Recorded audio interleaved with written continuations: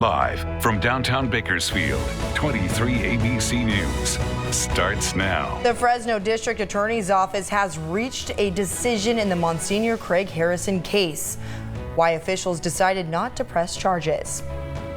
Good morning and thanks for joining us here at 23 ABC News at 8 a.m. I'm Tori Cooper. And I'm Alex Bell. And you guys, if you're not planning on going outside, you might want to, because take a look at this.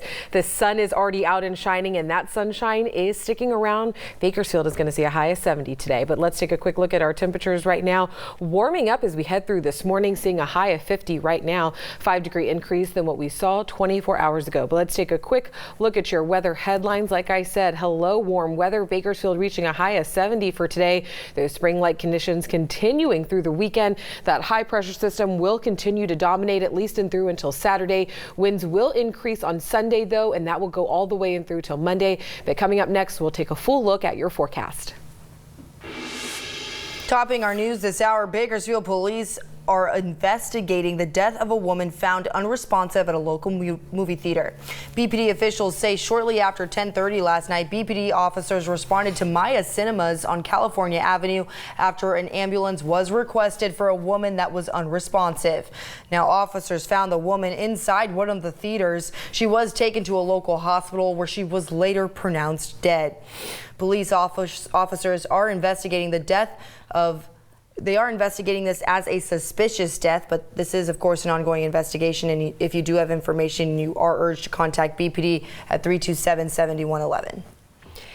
And the Fresno County District Attorney's Office has announced that they are not filing criminal charges against Monsignor Craig Harrison. 23 ABC's Lesla Gooden joins us and has more on why the DA's office says they've come to this decision and how parishioners are reacting.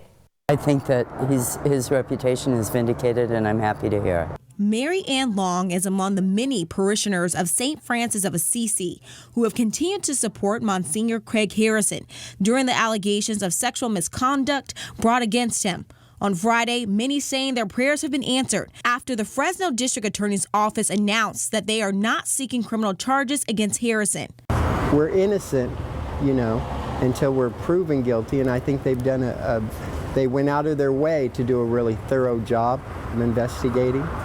And I personally, I'm not surprised at all. The Fresno District Attorney's Office decision concludes a series of 3 investigations, which included accusations in Firebaugh, Merced, and Bakersfield.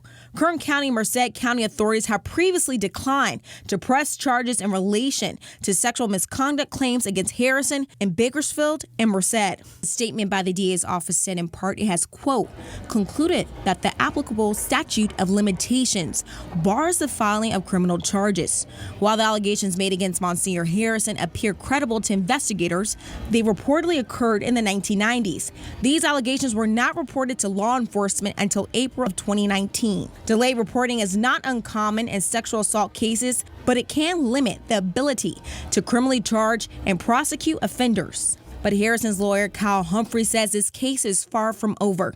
This is a big deal. We're very happy, and I know that he feels a sense of relief. But by tomorrow, we'll be back working on it because we don't like the press release, the character of it by Fresno DA. It's completely unprofessional. We'll be looking at any legal remedies we have for that.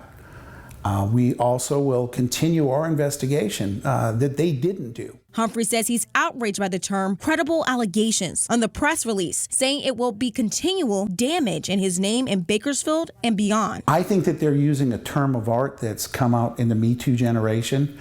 Nobody wants to look bad by dismissing an allegation, no matter how crazy it is.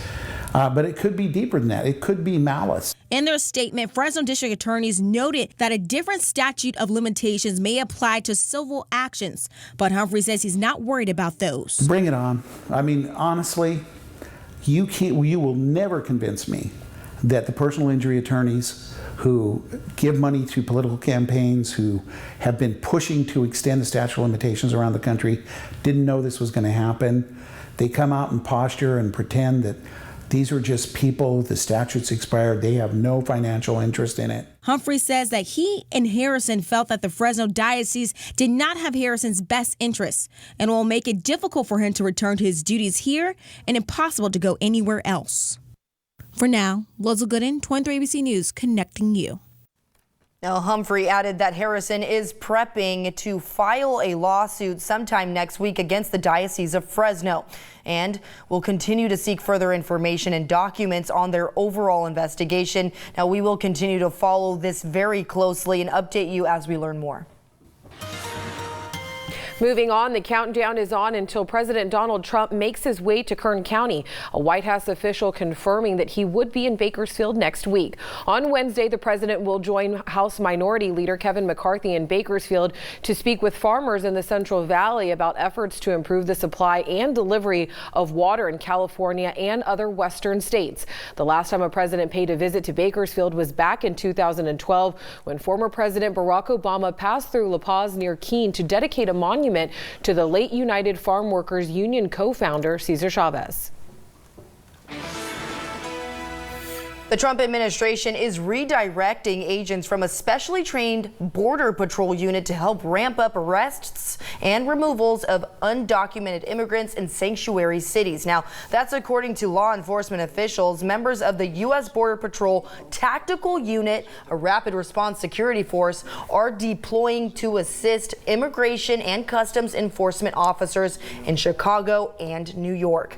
Now, other agents from several ports of entry and field stations along the border are expected to be sent to major cities, including San Francisco, Los Angeles, and Atlanta. Now, Delano here in Kern County is also a sanctuary city, but it is still unconfirmed whether Kern County will be on the list. And the city of McFarland is preparing for another planning commission meeting regarding a possible expansion of the GEO Group's detention center. On Tuesday, the McFarland Planning Commission will meet. One of the topics on the agenda is a second public hearing to approve the permit to expand the Golden State Modified Community Correction Facility on Frontage Road in McFarland. If approved, it would add another 1,400 beds for ICE detainees in Kern County. The last meeting brought out hundreds of community members and forced McFarland Police to add extra officers for security. The meeting is set up for this Tuesday at 6 p.m. at the McFarland Veterans Community Center on West Sherwood Avenue. In consumer news, anyone looking for a job, listen up, because Wingstop is preparing to open another location right here in Bakersfield, and they're looking to hire.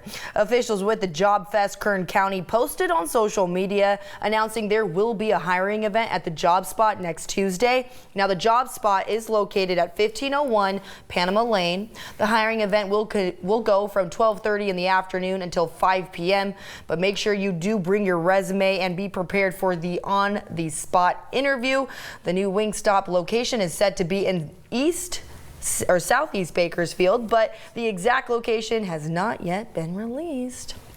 I'm excited. I love wings. Oh, I love Wingstop. Definitely one of my favorite get-ups. All right. Well, Kern County has an abundance of diverse wildlife, but this weekend you will also have a chance to meet some critters that aren't from around these parts. Yes, you will. And the annual Reptile and Pet Expo is happening at the Kern County Fairgrounds later today. But right now, 23 ABC's Austin Westfall is there with the preview. Austin, what's going on over there? Yeah, guys, it's starting in a few hours. As you can see, people are getting set up behind me. There's people walking around with snakes around their necks. There's a cricket booth back there, but possibly most interesting is our friend Sid here. And I'm joined by Brandy. Can you tell me a little bit about Sid as Sid looks at me? Sid has lots to say. Sid is a two-toed sloth, and he's a part of our outreach program, Safari Encounters. And we're going to be doing presentations twice a day, and they're educational, and you get to learn all about Sid and his other animal ambassador friends, which I'm sure you'll see later today. And there's also a venomous snake program as well from Carl Person from Loma Linda University. And Sid's actually a two-toed sloth. He's 3 years old, and a weird thing about sloths that you'll learn today is, oh, perfect timing, Sid. All sloths have 3 toes, but it's their front fingers that are different. So think 2-fingered.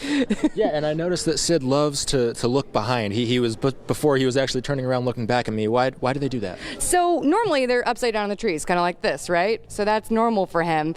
So when he's right side up, he's kind of like, everyone looks kind of sideways to me. So that's why you're going to notice he keeps looking back. And it kind of looks like he's giving me a hug, but I'm just a tree. You know, he loves me, but I'm a tree. I'm a warm tree. Thank you so much for showing us Sid this morning, Brandy. We appreciate it. Sid and much more. There's alligators here. There will be a lemur here. There's all kinds of wildlife out here at the Kern County Fairgrounds this morning. If you want to take part in the action, you can come down here at 10 a.m. today. That's when it starts. Hi, Sid. How you doing? 10 a.m. through 5 p.m. And if you can't make it out today, it's happening tomorrow as well. For now, at the Kern County Fairgrounds, Austin Westfall, 23 ABC, connecting you.